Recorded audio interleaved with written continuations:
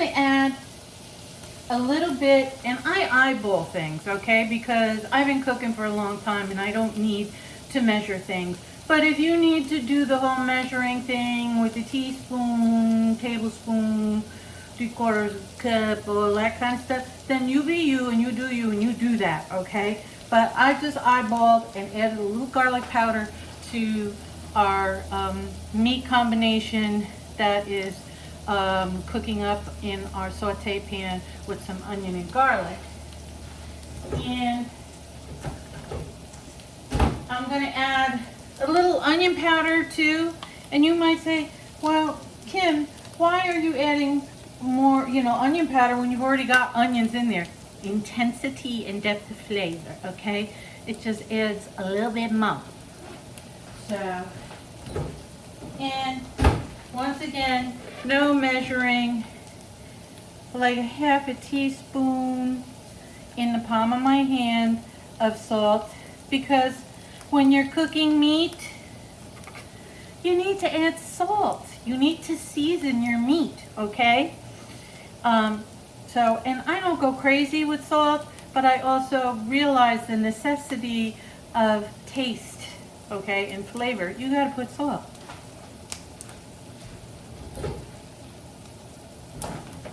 Okay, a little heads up, I've put a little olive oil, you could use butter, and greased up like a medium-sized Pyrex pan. And I usually make my own marinara sauce, but I'm being a little bit lazy today. I'm going to stir our pasta while I'm talking to you too. And we're using Bertolli Vineyard marinara, which is delicious, okay? I've had it before. I like it. And that's what we're going to be using in this baked pasta dish, okay? I'm just going to mix up our beef.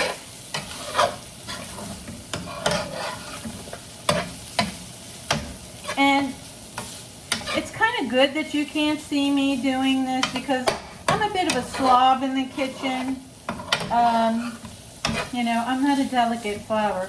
When I stir, I put my back into it. And sometimes it gets a little messy. But anyway, I'm going to turn off the heat now. Okay? See, I'm looking down at the floor because I see that there's a piece of ground beef there. And let me just clean that up, okay? Hang on.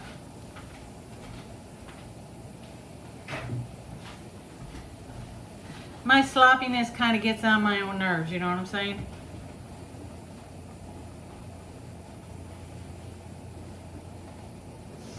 Okay, got it.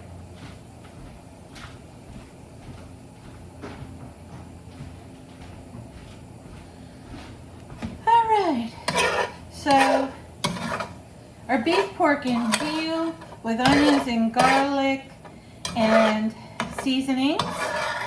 And I didn't use any Italian seasoning in here, just the basics. There's no herbs, Italian herbs or anything in here. I could add that later if I want to. But this is good. This is ready, okay? Let's stir our pasta.